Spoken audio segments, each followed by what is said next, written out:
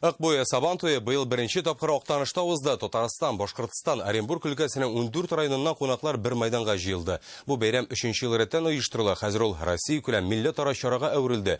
Җигүле атлар һәм милли моңнар фестиваленнән Гөлүсә Исмәгыйлова. Кунаклар мәйданга җигүле атларда бара. Фәрит Мөхәммәтшина авыл халкы шулай сәламли. Соңрак Ак елгасын солда изеп чыгалар. Хош килдегез, кунаклар! Кунакларга сый-хөрмәт зур.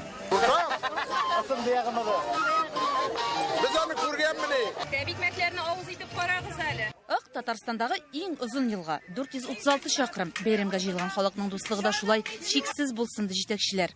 Берләштерә, телебезне, гореф-гадәтләребезне саклап калдыруда үзенең өлешен кертә торган бәйрәм, тәрбия бирә торган бәйрәм. Сабан туе татар башкортның яраткан бәйрәме һәм ул ике халыкның иң яхшы җыр биюләре, гореф-гадәт йолаларын туплаган.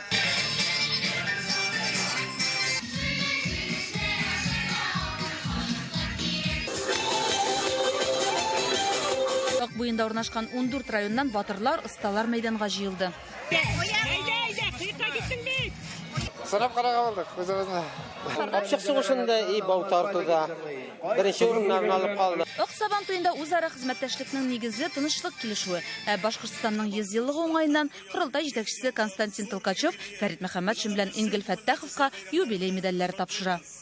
Мин татар дусларыма рәхмәт җиткерәсем килә. Безнең тарихыбыз, мәдәниятебез, хәтта гаиләләребез дә уртак. Сабан туйлары ул халкыбызның киләчәккә ышанычы да, кешелекнең бер өлешенә әйләнеп бара. Ак буе Сабан туенда 300-дән артык галим Идел Урал тарихы һәм экологиясенә багышланган фәнни очрашу уздырды. Актаныш телевидениесе ярдәме белән Гөлүсә Исмәгыйлова, Яңа гасыр каналы.